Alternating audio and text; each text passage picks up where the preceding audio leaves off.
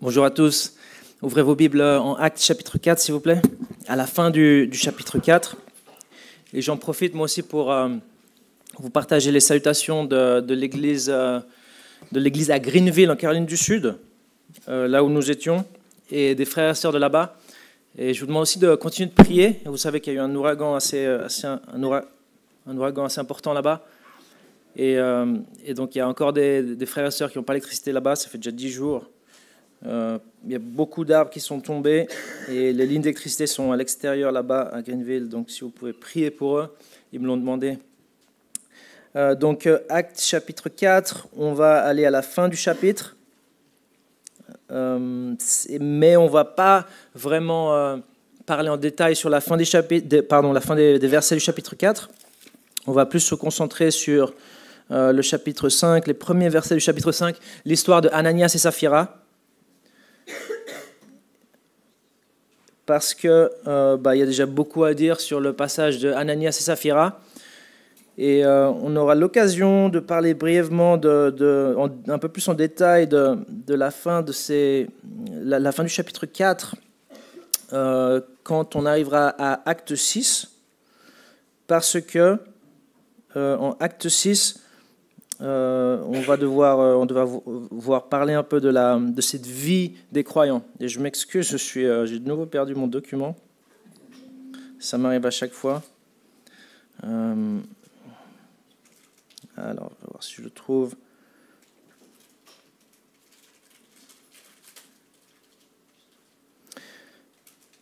Un peu de patience, s'il vous plaît.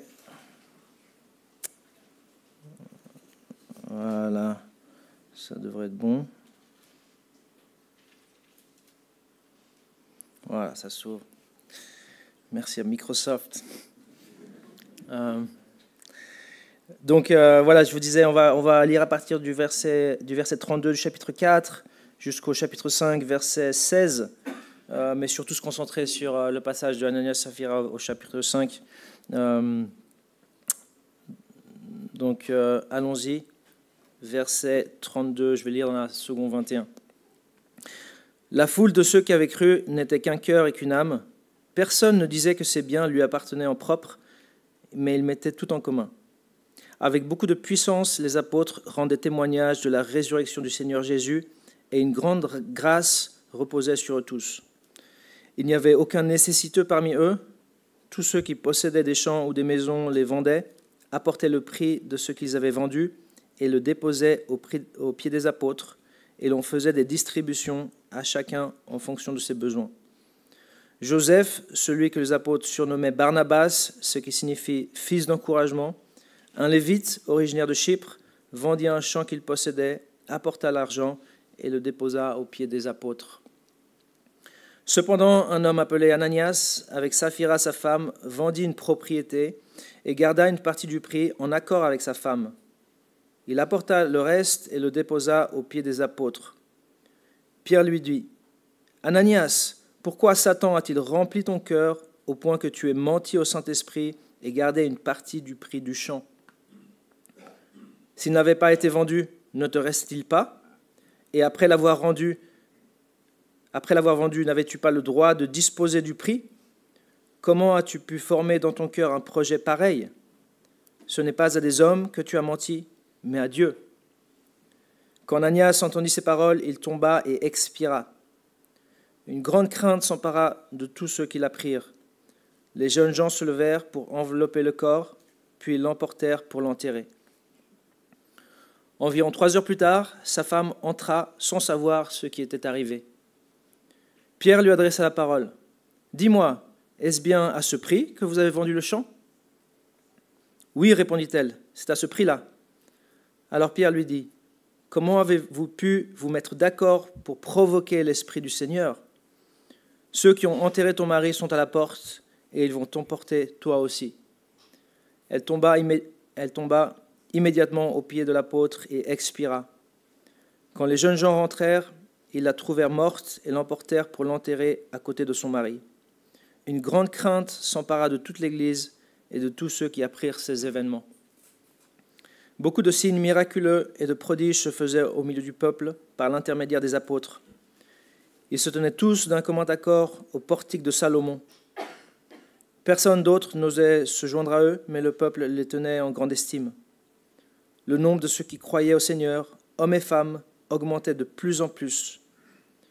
On en venait à sortir les malades dans les rues et à les placer sur les civières et des brancards, afin que, lorsque Pierre passerait, son ombre au moins couvre l'un d'eux. Une foule de gens accourait aussi des villes voisines vers Jérusalem. Ils amenaient des malades et des personnes tourmentées par des esprits impurs, et tous étaient guéris. On va prier ensemble ce matin.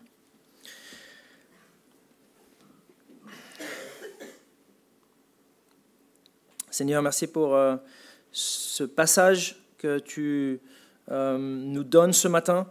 En quelque sorte, on ne l'a pas choisi. On suit ce livre des Actes et on tombe sur un passage un peu peut-être compliqué. Et on te demande que tu nous instruis ce matin, tu nous rappelles ce que tu veux nous rappeler. Accompagne-nous et que ton nom soit glorifié dans ton Église et entre nous. Au nom de Jésus, Amen. Mentir sur le prix de vente pour en tirer un profit. Je n'imaginais pas faire face à une si vieille tromperie ce jour-là. C'était le début de l'été et je venais de finir l'armée. La rentrée universitaire était dans plus de 4 mois et mon frère et moi avions décidé de faire un voyage linguistique pour apprendre l'anglais. Londres et Dublin ne nous branchaient pas trop et notre choix s'est porté sur Santa Barbara en Californie. À notre arrivée, on s'est rapidement rendu compte que pour vivre le rêve américain, il nous fallait une voiture. Se déplacer avec les vélos qu'on nous avait prêtés dans ces grandes avenues ressemblait plutôt à un cauchemar hollandais qu'à un rêve américain. Après quelques recherches et coups de fil où je me faisais comprendre comme je pouvais,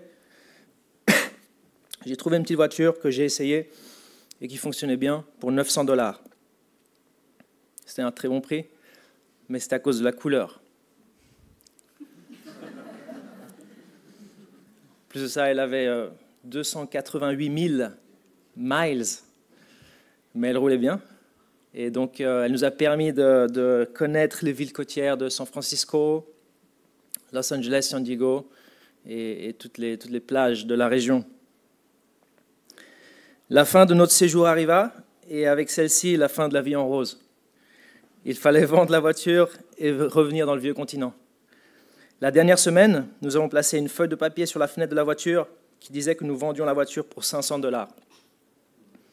Elle valait plus que ça, mais nous n'avions pas le temps de demander un meilleur prix. Un jour, alors que je me rendais à ma voiture sur un grand parking californien, un gaillard était là en train de m'attendre. Il me dit qu'il était intéressé par l'achat et qu'il avait le cash en main. Je sortis le titre du véhicule et commença à remplir les champs sur le capot pour officialiser la vente. Quand j'arriva au champ qui demandait le prix de vente de la voiture, la personne me demanda d'écrire $300. Moi, je lui ai dit non, je ne vends pas la voiture à $300, je la vends à $500. Il m'a dit aucun problème, je te donne $500, mais tu écris $300. Je ne comprenais pas trop pourquoi il voulait ça, mais vu que c'était lui qui allait aller au service automobile et qu'il me tendait les 5 billets verts, j'ai dit OK. C'est après coup que j'ai compris que du point de vue des taxes, c'était plus avantageux pour lui. Il était en train de mentir sur le prix de vente pour en tirer un profit. Alors je ne sais pas s'il est mort quand il est arrivé au service automobile, j'espère pas.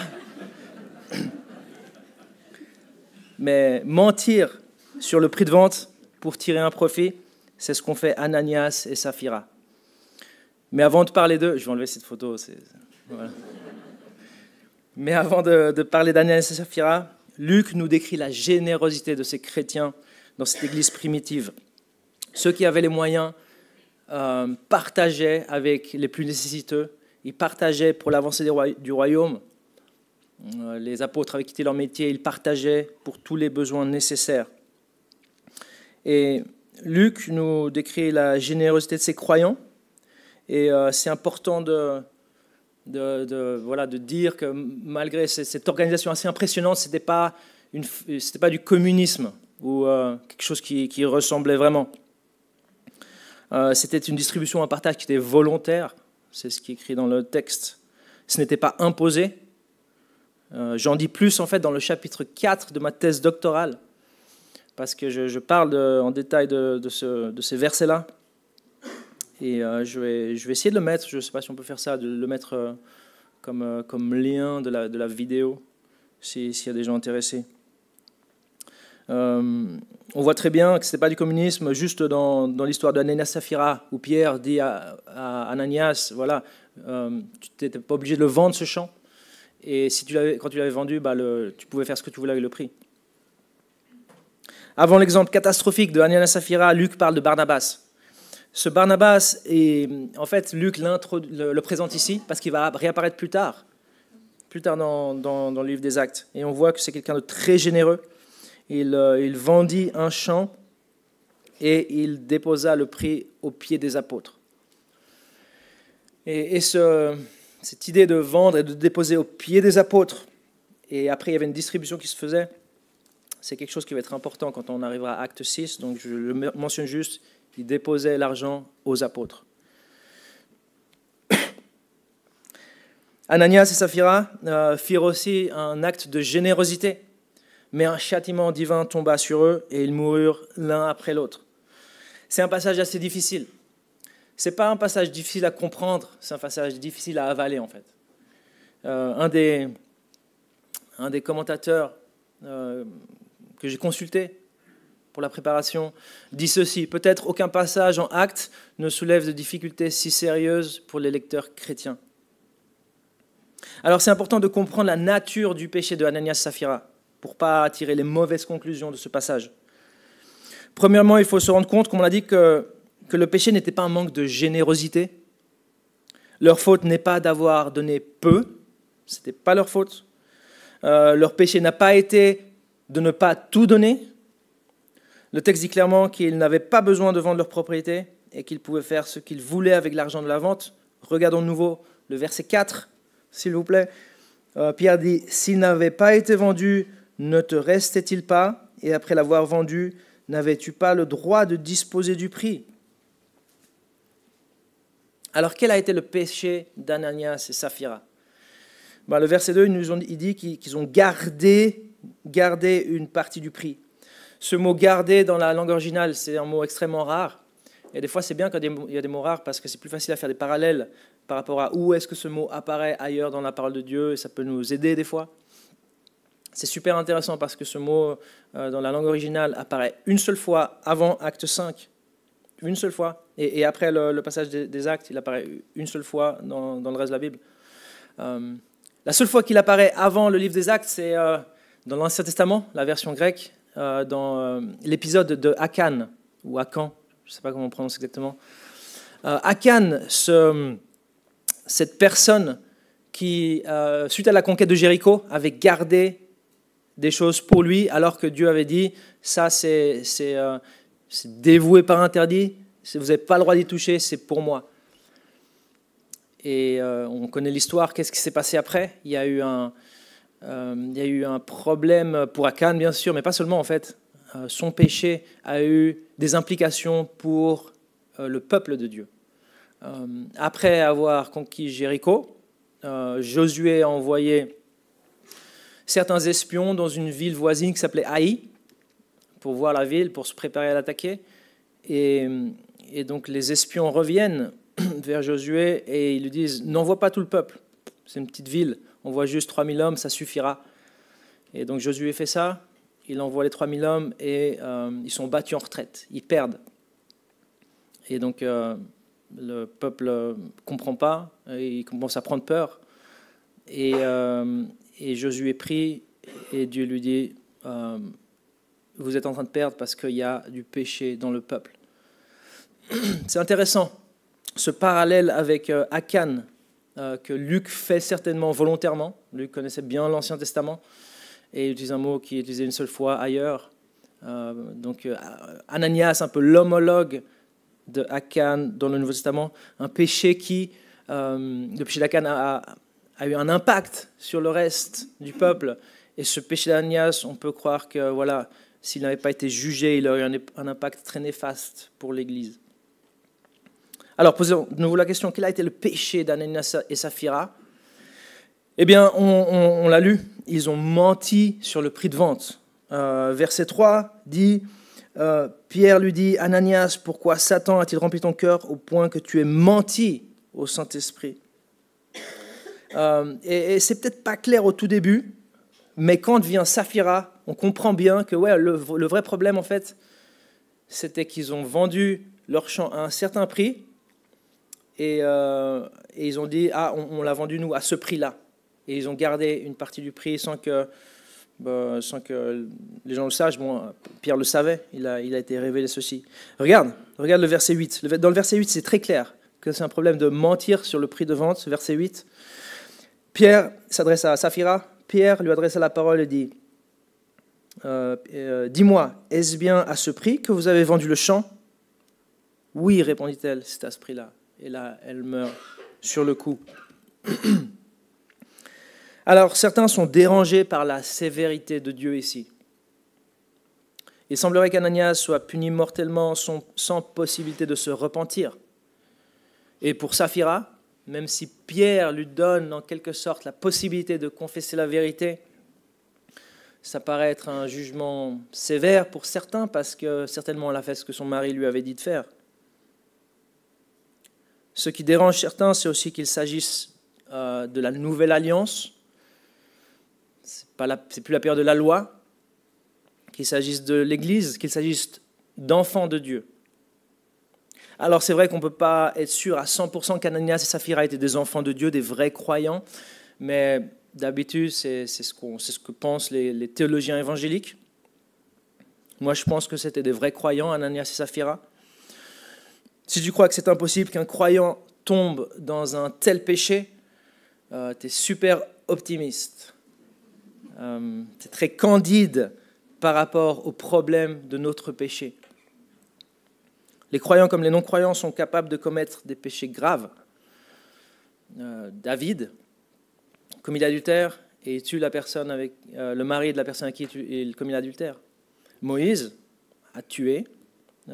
Pierre a renié, le texte dit, il a renié solennellement devant tout le monde en public. Il a renié Jésus solennellement à 3 reprises. Les croyants comme les non-croyants sont capables de commettre des péchés graves. Par ailleurs, le fait qu'ils aient été punis de la sorte ne veut pas dire qu'ils n'étaient pas des enfants de Dieu. Dieu juge les siens. Pierre dit dans sa première épître, je cite, et j'ai oublié de mettre la référence là, Pierre il dit, le jugement va commencer par la maison de Dieu. Dieu châtie les siens, même avec la mort physique. Si tu n'es pas sûr, regarde ce que Paul dit en 1 Corinthiens 11, versets 27 à 32. Là, Paul dit qu'il juge ses enfants. Il parle de certains qui sont malades et même d'autres sont morts. Mais Dieu juge ses enfants pour pas que nous soyons condamnés avec le monde. Il y a une différence grande, ça reste un châtiment, mais Dieu juge.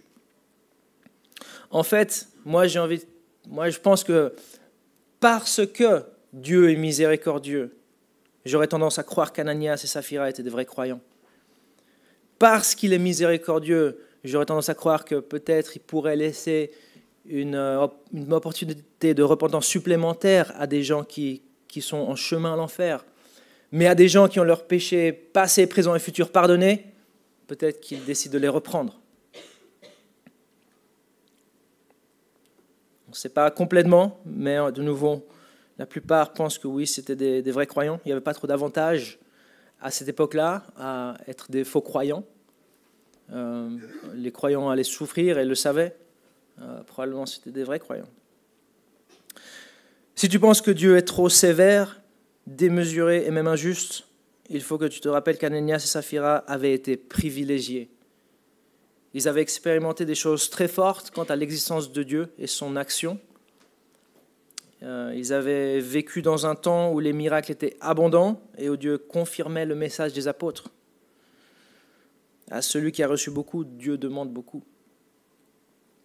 Si tu penses que Dieu est trop sévère, démesuré et même peut-être injuste, je crois que tu es désensibilisé à la gravité du péché. Et ça, c'est quelque chose à confesser. On est désensibilisé à la gravité du péché. On l'a rappelé ce matin. Le péché est grave. C'est le péché qui a demandé que Jésus quitte la gloire céleste pour venir dans ce monde. C'est le péché qu'il a fait, le texte dit, suer du sang. Ceux qui commentent ce passage, les médecins, les chercheurs, disent qu'il y a dans des situations extrêmes, les capillaires sanguins qui sont sur la peau peuvent péter, exploser, à cause d'une angoisse extrême. C'est le péché qu'il a fait suer du sang d'angoisse. C'est le péché qui a demandé l'agonie de Jésus à la croix. Ne prenons jamais le péché à la légère. Ne pense jamais que Dieu va fermer les yeux. Ananias et Saphira, peut-être, ils pensaient que Dieu allait fermer les yeux. Pierre leur dit, pourquoi avez-vous provoqué Dieu? Et ce mot provoquer, des fois il est traduit tenter ou mettre à l'épreuve Dieu. Ici, c'est l'idée de voir jusqu'à où il va aller avant d'intervenir. On le tente, on le teste, voir s'il va vraiment punir comme il dit qu'il punit. Ne provoque pas Dieu. Si tu penses que Dieu va fermer les yeux, tu es en train de tenter Dieu. Dieu est lent à la colère. Mais quand sa colère arrive, les conséquences peuvent être immédiates. Le péché est grave. C'est ce que nous rappelle ce texte. Surtout le péché entre croyants. Dieu ne tolère pas le mensonge dans l'Église. C'est le premier point. Ce matin, Dieu ne tolère pas le mensonge dans l'Église. Dans un premier temps, quand je préparais une ébauche pour cette prédication, mon premier point, c'était Dieu ne tolère pas le mensonge. Je n'avais pas mis les mots dans l'Église. Mais le texte ici parle du mensonge dans l'Église. Il mentait aux apôtres, mais il mentait aussi à l'assemblée, à la congrégation, à l'Église.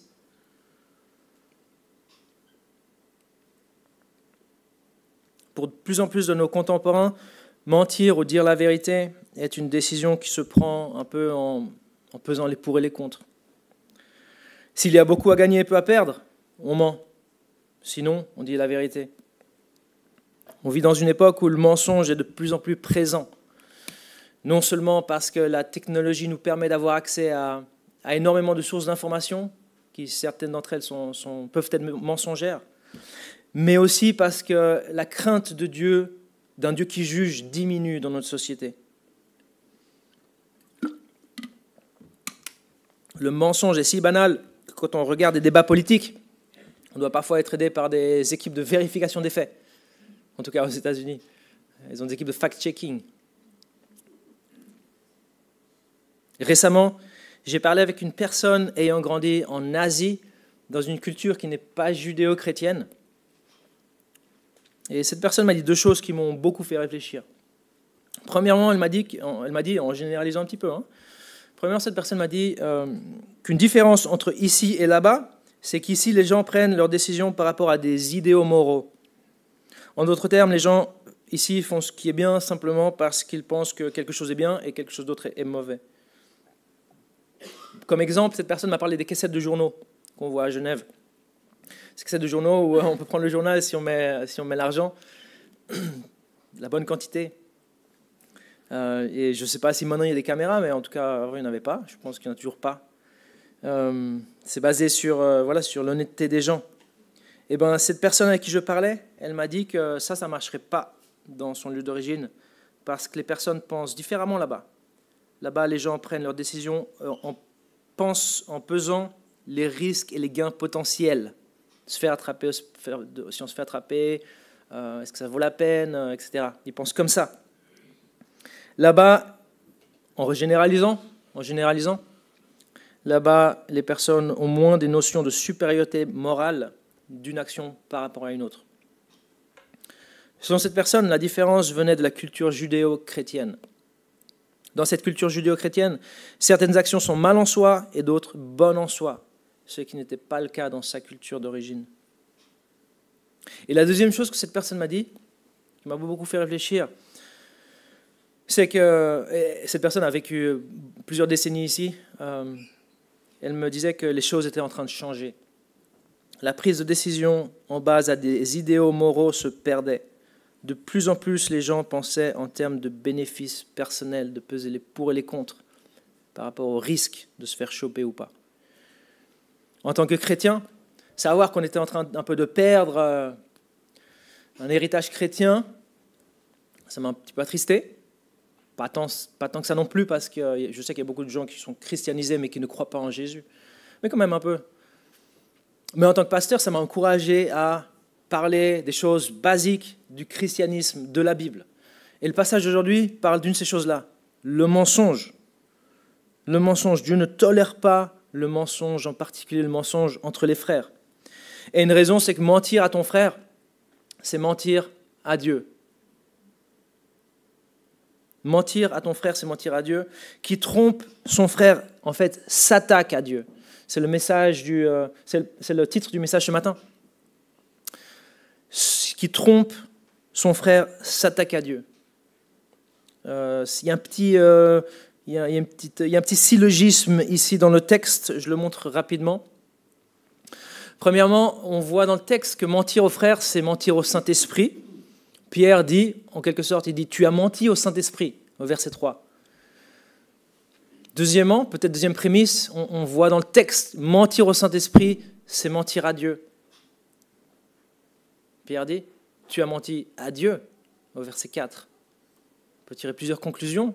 Une qui ne nous est pas utile aujourd'hui, mais qui est très utile pour les cours de théologie. Le Saint-Esprit est Dieu. Celle qui nous intéresse aujourd'hui, c'est ça. Mentir aux frères, c'est mentir à Dieu. Ben ouais, si mentir aux frères, c'est mentir au Saint-Esprit, et si mentir au Saint-Esprit, c'est mentir à Dieu, ben mentir aux frères, c'est mentir à Dieu. C'est pas anodin. C'est pas anodin de se mentir les uns les autres. Mentir à ton frère, si tu mens à ton frère, tu t'attaques à Dieu. Et s'attaquer à Dieu, mentir à Dieu, c'est très grave.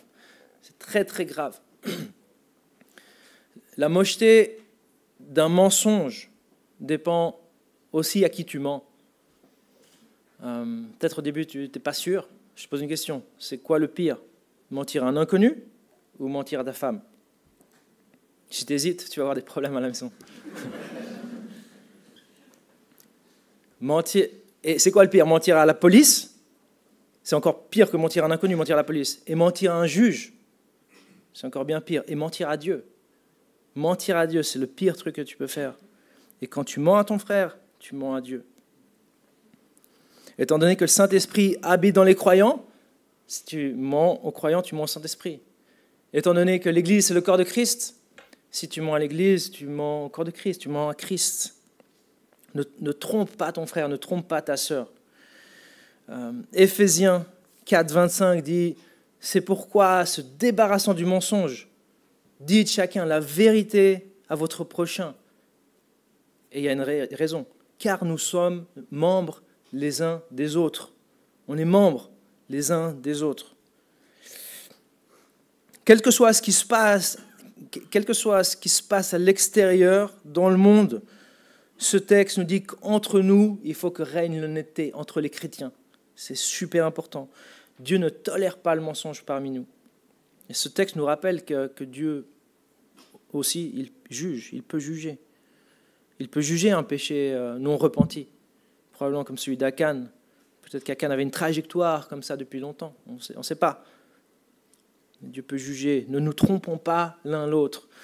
Il faut qu'il y ait de la transparence dans l'Église, il faut qu'on puisse tout se dire, il faut qu'on soit unis, et se dire la transparence, se dire la vérité, c'est ce qui va donner la force aussi à l'Église de Christ. Une autre chose que nous rappelle ce texte, c'est qu'il n'y a pas d'obligation de tout donner dans l'Église. Pierre dit clairement au verset 4, il dit cela, qu'il n'y a pas d'obligation de tout donner dans l'Église, on l'a lu tout à l'heure. Ananias avait le droit de disposer du prix, il avait le droit de donner 10%, 20%, 30%, il avait le droit de choisir ce qu'il allait faire avec, il avait le droit de rien donner.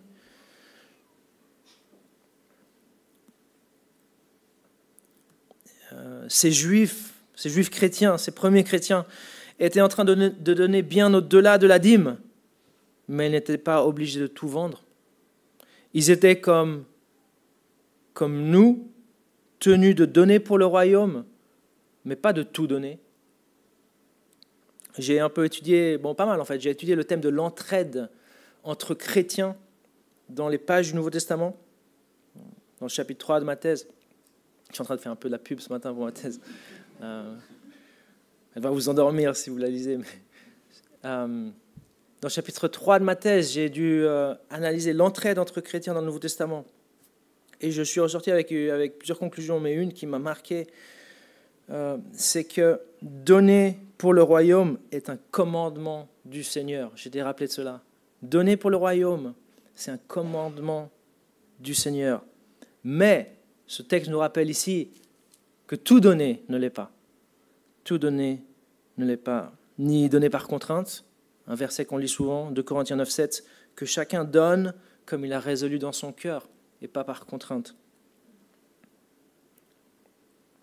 2 Corinthiens 9, 7. Alors le résultat des jugements divins fut une grande crainte parmi les chrétiens. Regarde le verset 5. Verset 5. Le résultat fut une grande crainte parmi les chrétiens et au-delà. Verset 5. Quand Ananias entendit ces paroles, il tomba et expira. Une grande crainte s'empara de tous ceux qui l'apprirent.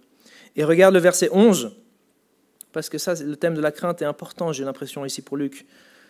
Verset 11. Maintenant, c'est Saphira qui meurt. Une grande crainte s'empara de toute l'Église et de tous ceux qui apprirent ces événements. Cette crainte qui s'empara de toute l'Église n'est pas quelque chose de négatif. Cette crainte du mécontentement de Dieu et de sa discipline dans notre vie n'est pas quelque chose de sous-chrétien ou de chrétien immature. La crainte de l'Éternel, c'est le commencement de la sagesse. Proverbe qui nous le dit, Proverbe 1,7. Psaume 111, 10 répète cela. La crainte de l'Éternel est le commencement de la sagesse. Cette crainte n'est pas quelque chose de négatif. Cette crainte de l'Éternel ou de Dieu, du Seigneur, n'est pas non plus quelque chose de l'Ancien Testament uniquement. Jésus nous encourage à craindre Dieu. Dans Luc 12, 5, il dit « Craignez celui qui, après avoir tué, a le pouvoir de jeter dans la géhenne. » Et il le répète pour mettre l'emphase sur l'importance de craindre. Oui, je vous le dis, c'est lui que vous devez craindre. Moi, ce que me rappelle ce texte, c'est que si on ne craint pas Dieu, Dieu va se charger d'être craint. Si on ne craint pas Dieu, Dieu va se charger d'être craint. Mais les conséquences, elles peuvent être létales. Alors craignons Dieu, crains l'Éternel, crains le Seigneur, crains-le. Au fait, la crainte de Dieu, c'est plus que de la révérence. Comme le disait un de mes professeurs, si c'était de la révérence, le mot révérence, il existait dans la langue originale. Ce n'est pas celui qui est utilisé. Alors, c'est quoi la crainte de Dieu ? Un théologien l'a défini de manière correcte, à mon sens, comme le désir de ne pas déplaire à Dieu et d'éviter sa correction. Et par le passé, j'ai dû étudier le thème de la crainte de Dieu dans la Bible. Et une de mes conclusions, c'est que la Bible présente la crainte de Dieu comme l'antidote à la crainte des hommes. Une question qu'on peut se poser, c'est pourquoi Ananias et Saphira ont menti sur le prix de vente ? Le texte ne dit pas, mais on peut spéculer. Peut-être qu'ils ont menti sur le prix de vente à cause de la pression du groupe. Ceux qui avaient un champ le vendaient et donnaient tout. Et Ananias et Saphira ont senti qu'ils devaient faire de même pour garder leur bonne réputation dans le groupe. Ils ont craint les hommes. Et ils ont cherché leur approbation. Peut-être Ananias et Saphira ont menti sur le prix de vente pour recevoir l'admiration de l'Église. Ananias et Saphira voulurent être adulés pour leur générosité. Ils voulurent être vus comme des gens qui ont tout donné. Ils voulurent impressionner par leur piété. Ils ont agi peut-être comme les pharisiens de qui Jésus disait dans Matthieu 23, 5, « Ils font toutes leurs actions pour être vus des hommes. » Ils voulaient être vus des hommes, ils ont cherché leur approbation, ils ont craint l'homme. Ils n'ont pas voulu déplaire l'homme, ou le craindre l'Éternel, pas vouloir le déplaire lui. Un autre auteur chrétien dit ceci, « Ananias avait prétendu donner tout l'argent qu'il avait reçu aux apôtres, tout en gardant une partie pour lui. Il cherchait la louange humaine plutôt que la louange de Dieu. »